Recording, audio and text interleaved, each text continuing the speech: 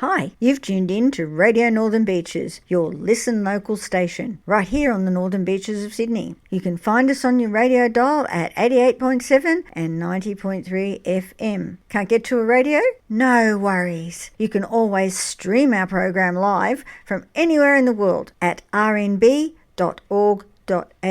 And for listening on your own schedule, our podcasts are available globally at rnbpodcast.com.au. So be sure to follow and subscribe so you don't miss any episodes. Now, here is our latest podcast. Welcome again, listeners, to Community Radio Northern Beaches, 88.7 and 90.3 FM, streaming live on our website, www.rnb.org.au. Our program is Innovation Talk, and I'm Michael Lester.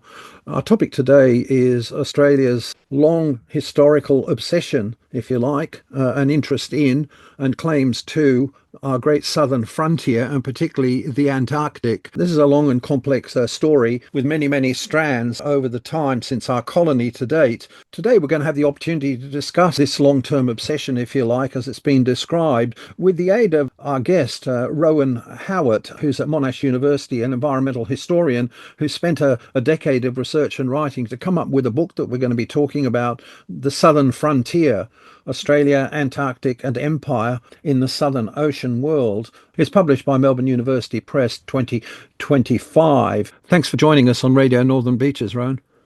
Thanks so much for having me. Rohan, you talk about and present in this book wonderful reading of the many stories of Australia's engagement right since colonial times and up to date. But you say that you're trying to reconceptualize and reframe our understanding of the nature of our obsession and interest and activities and try and give a certain coherence to it within the framework of thinking about Australia's ambitions and role as an empire. What is the basic idea that you're trying to pull together here? Yeah, thanks for that. That it's really about kind of thinking about the ideas that explain Australia's relationship with Antarctica and with the wider sort of Southern Ocean and the islands of the Southern Ocean as well. But I think most people are pretty familiar with the idea that we claim an Antarctic territory, that we claim 42% of the Antarctic continent. It's about 5.9 million square kilometers of land, roughly 2.9 million square kilometers of sea as well. And this is something that we talk about in our primary school curriculums. It appears every year when we release our Australian Antarctic Territory postage stamps. It appears in our media discussions about what other countries are doing in Antarctica and kind of the growth of strategic tensions in our bit of Antarctica. And so the book project was really about trying to explain, when did we start to think about Antarctica in this way, and why did we? Why did Australia want to try to claim it in the 1930s? And, how did we end up with this kind of legacy of an Antarctic claim that we continue to defend, even if other countries don't necessarily recognize that as well? And empire was the framework that really helped to explain it to me. That I think we're pretty familiar with the idea of Australia as sort of a remote outpost of the British Empire. And our British imperial connections. We're familiar with Australia as colony, but a really important part of Australia's history is about its ambitions to control places beyond the Australian continent. And a few other historians have written some really amazing work on kind of Australia's relationship with Papua New Guinea and a couple of other places as well in the Pacific, and how that was a really crucial part of early Australian politics and Australia's kind of relations with the rest of the world in the 20th century.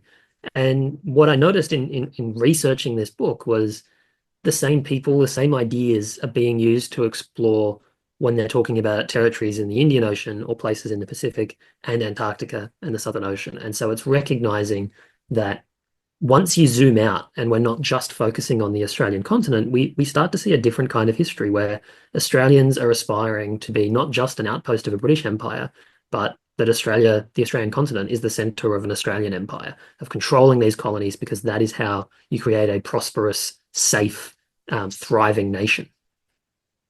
It's a long story that you tell, and many stories going right back to original exploitation in colonial times for seals and whaling and a maturing, if you like. It's almost like a narrative arc that you've got in your book.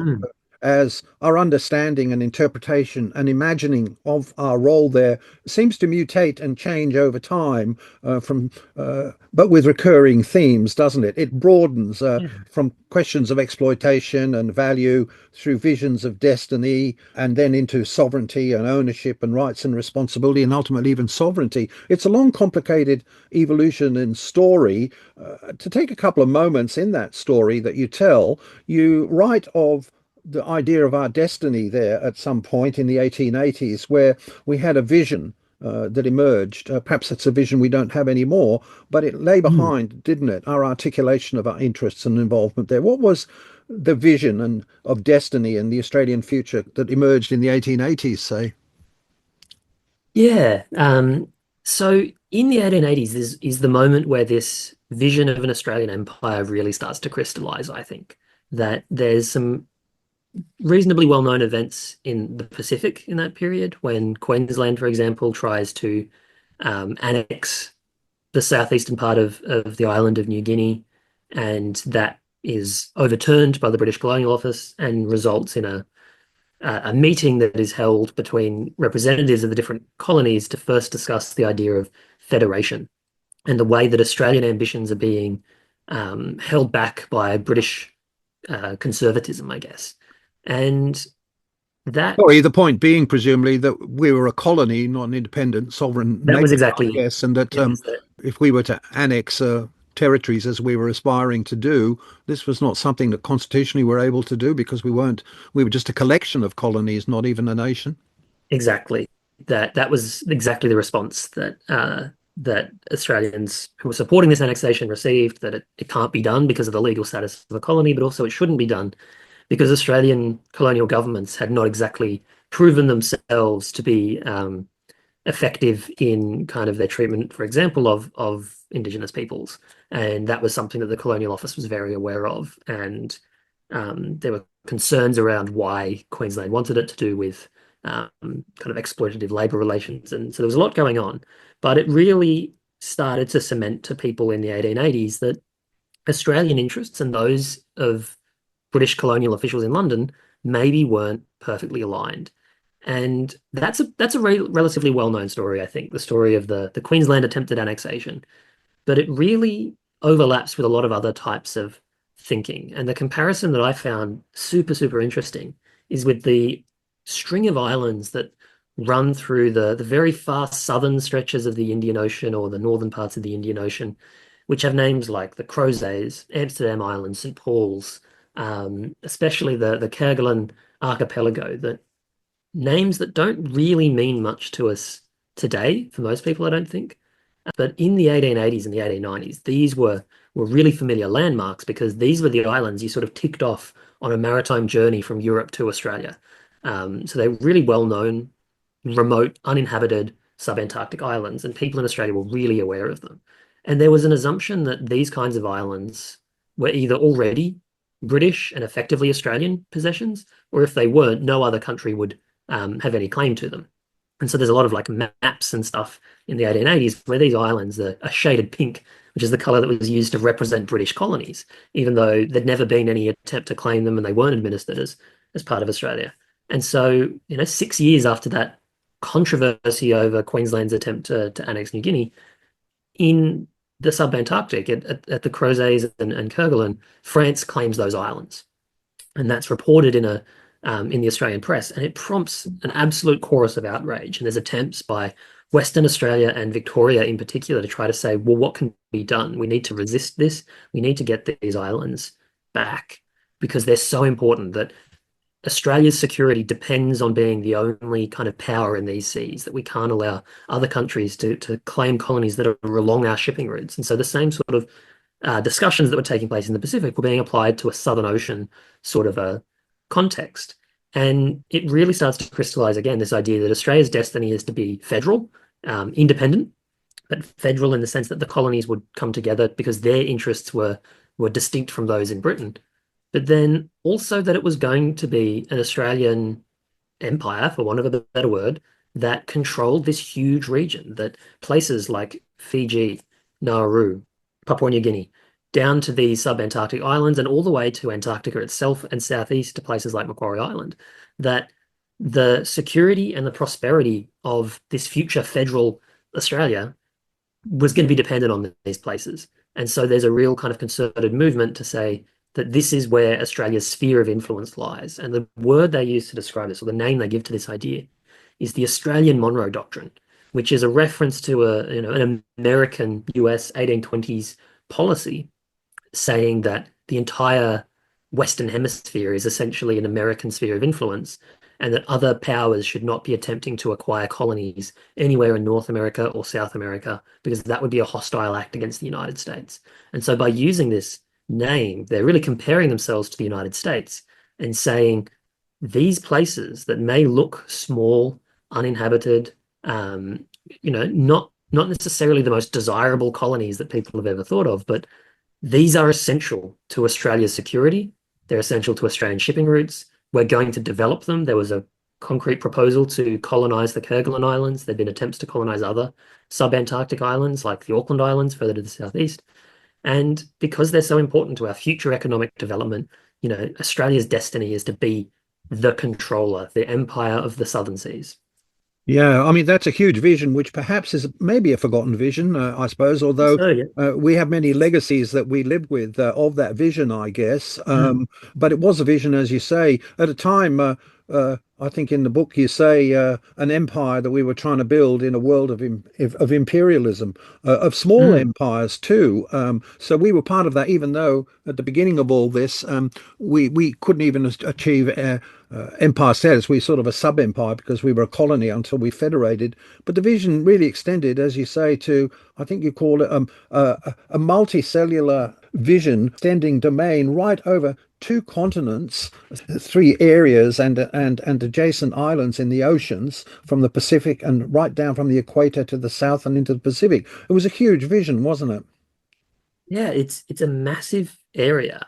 And, I really do love the maps that are included in the book. That kind of a map isn't something you can get off the shelf, that I had to get this really brilliant cartographer to design them for me, because capturing the size of this vision of what is Australia's natural sphere of influence, it doesn't really fit neatly on a page. And so to try to capture this extent from the South Pole west to the kind of western edges of the Australian Antarctic Treaty, all the way up to the equator and to places like Nauru, it's a massive, massive area.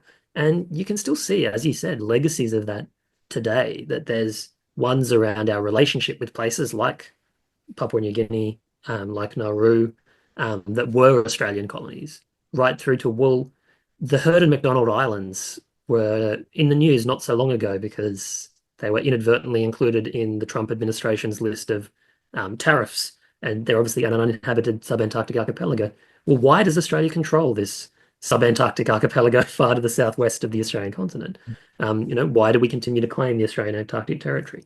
Why do we have Macquarie Island?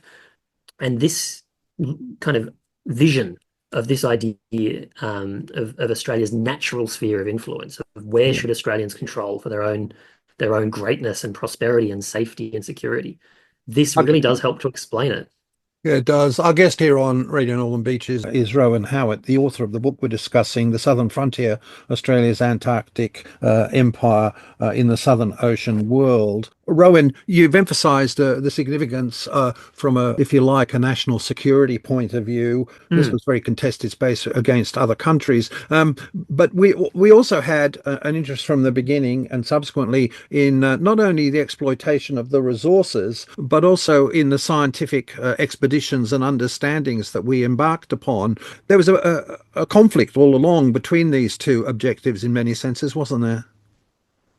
Yes, that tension between science and commercial development is something that comes up again and again. That, the very first major expeditions that used Australia as a base between 1839 and 41, there's one each from the United States, Britain, and France that are based in Sydney or Hobart. And they're really primarily scientific or geographical sort of expeditions. And there's a lot of frustration in Australia about, well, why didn't they come back with better knowledge about the potential for whaling and the lack of commercial investigations that they did. And that just kind of sets a a tension between these two things that people are constantly trying to negotiate. That there's a period in the 1880s when Melbourne is the center of the world for Antarctic exploration, that there's a committee that is active in Melbourne of these kind of just amateur enthusiasts who desperately believe in the significance of the Antarctic to Australia and to Australia's future, who are really behind this idea of Australia having an Antarctic destiny. And they really struggle with this because to get funding to do an Antarctic scientific expedition that they're dreaming of, they need to include these kind of commercial elements to say, we're going to look for minerals. We're going to look for, the right whales that we can hunt most effectively. We're going to explore all these kind of options. But then there's scientists who are a little bit skeptical about that because they see a commercial oriented expedition like that as not being able to do quality science. And that continues right into, the 30s and 40s when Australia claims the Australian Antarctic Territory and they're working to send expeditions down there. And they get given a sort of list of priorities where it says, look, your number one priority is geopolitical. You've got to go to these places and perform proclamation ceremonies, these often absurd proclamation ceremonies. One of my favorite is Douglas Mawson dropping a flag out of an aeroplane to proclaim it as an Australian territory. These kinds of seemingly absurd geopolitical performances. Then your next objective is to see if you can scout out where the whales are so that we can start an Australian whaling industry. And if you've got time, do whatever science seems best to you. And in other cases, that order is reversed. But there's constantly this tension between how can we use this place and develop it and make sure that our politics is reinforced, our claim is reinforced, but also there are so many like fundamental scientific questions that we can do amazing research. So how can we do that as well?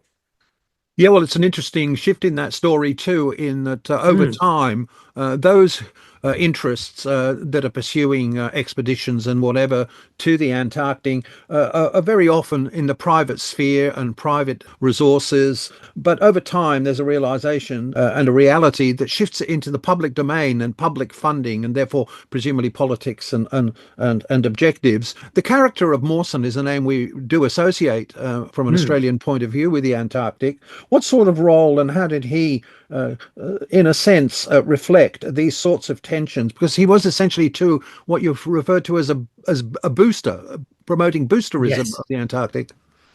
He absolutely was. That he's a very reputable scientific figure. He gets his first chance to go to Antarctica with Ernest Shackleton in 1907, when Shackleton has one of these sort of ragtag expeditions that is funded purely by private donors. He doesn't actually have enough money at all. So he just leaves England before his creditors can get to him and just begs people in Australia to provide support. And he gets enough money from the Australian government and private donors to go. And he recruits a few Australians on his way, including Douglas Mawson, a very young Douglas Mawson, who really excels in field science and exploration in that expedition, which gives him the reputation to then lead an Australian expedition in 1912.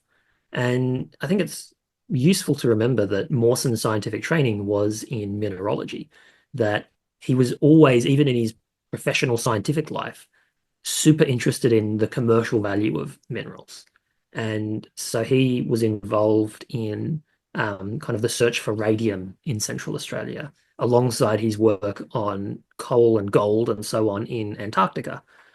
So he was always interested in combining these two things, in treating mineralogy as what would at the time be called a useful science, a science that can also fuel the development of private enterprise and of the nation.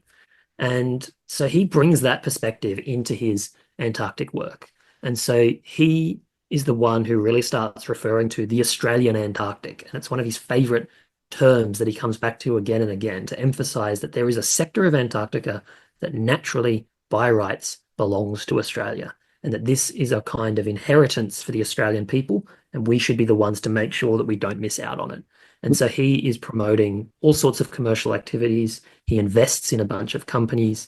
A lot of his work involves kind of surveying resources alongside other kinds of scientific mapping work. And then he's constantly involved in lobbying governments. That in 1919, at the end of the First World War, there's the Paris Peace Conference. The world is kind of up for grabs in a sense, that all of the former German colonies are going to be decided what's going to happen with them. Australia goes to this conference determined to keep hold of Papua New Guinea and Nauru that it had seized from Germany during the war. And Mawson is constantly writing to Billy Hughes saying, we also need to get Antarctica on the agenda. Don't forget Antarctica. Claim the German bit of Antarctica. Make sure they recognize the Australian sector.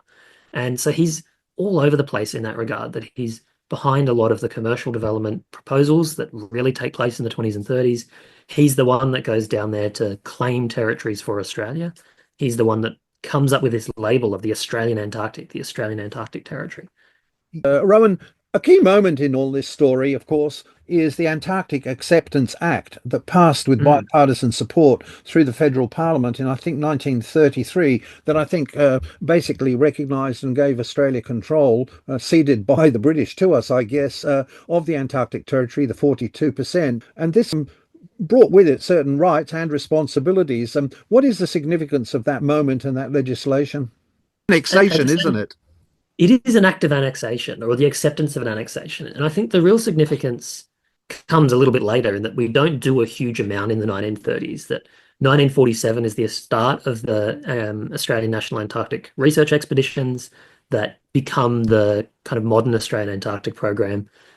47, 48 is the establishment of the Australian Antarctic Division. Kind of that's when our modern presence in Antarctica begins.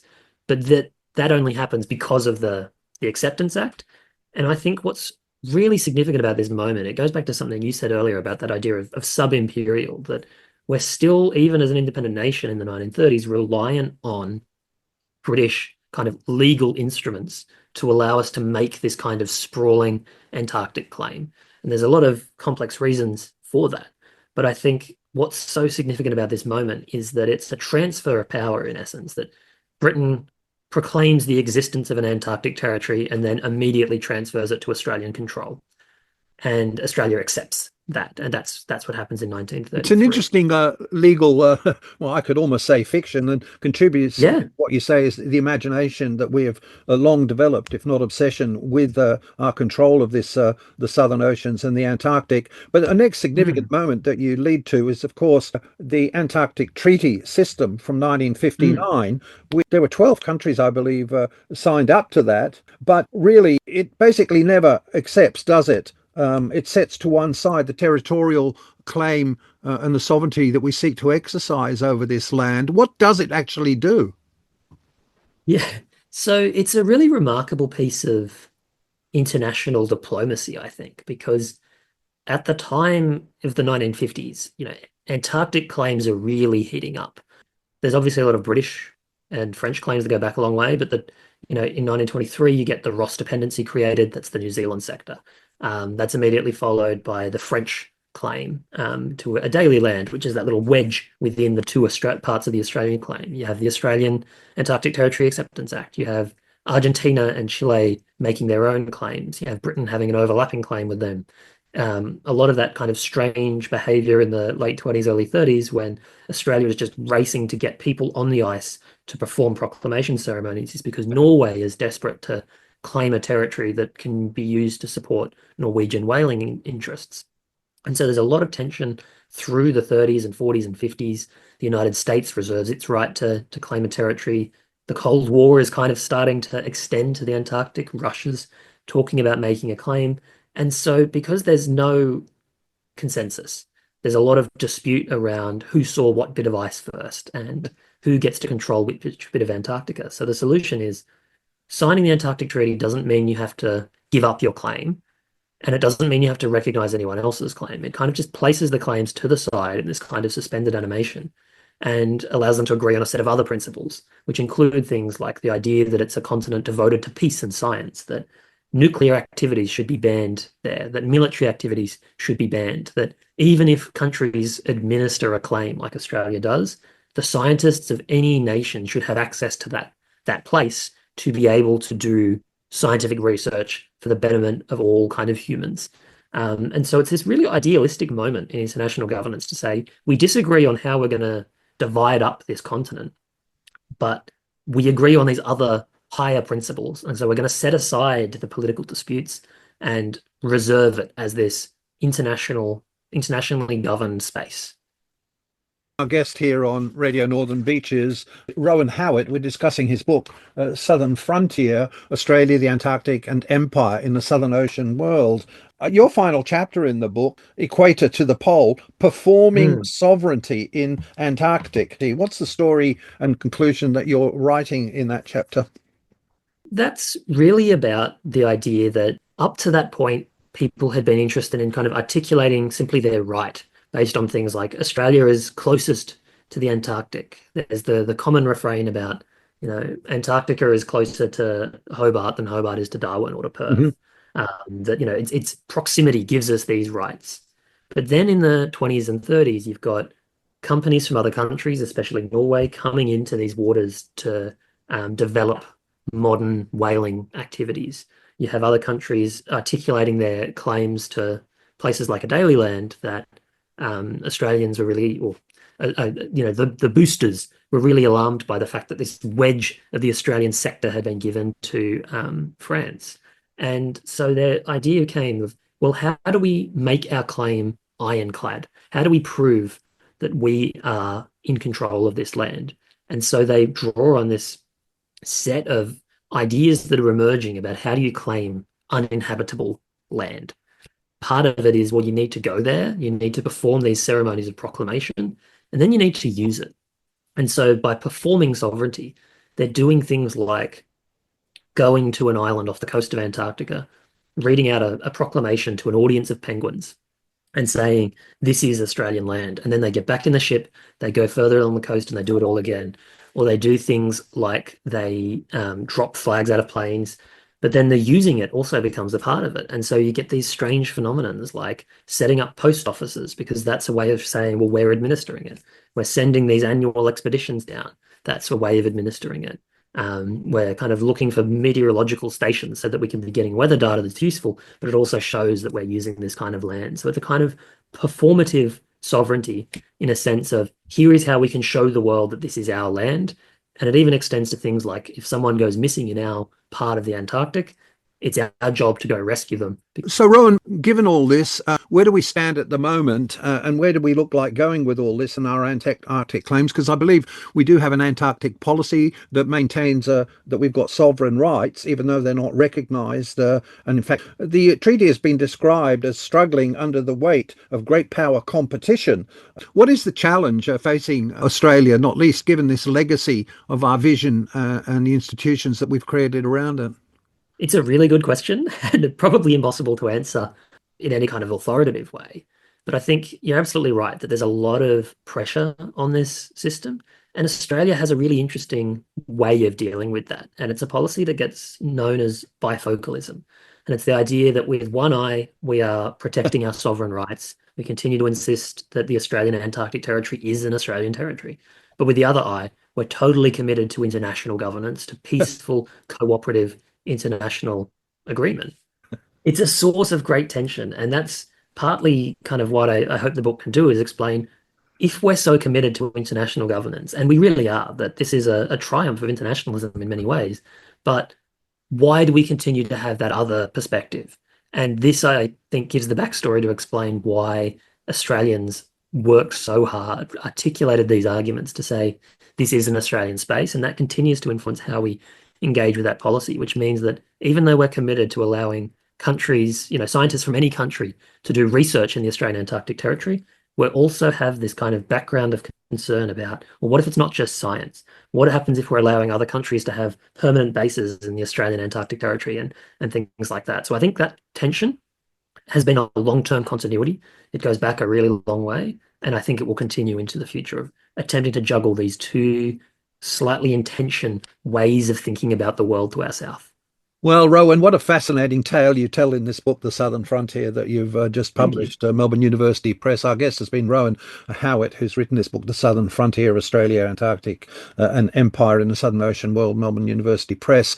It's been a wonderful read and so unusual to think of ourselves as having these visions of empire. I don't think that's something we necessarily recognise or aspire to these days, but maybe in part we're living with that legacy. Thank you very much, Rohan, for joining us. Thanks so much. Australia, the lucky country. We've got meat pies. we've got the world's best beer. But most importantly, top of the list, we've got Radio Northern Beaches 88.7, 90.3, now hitting the entire world on www.rnb.org.au.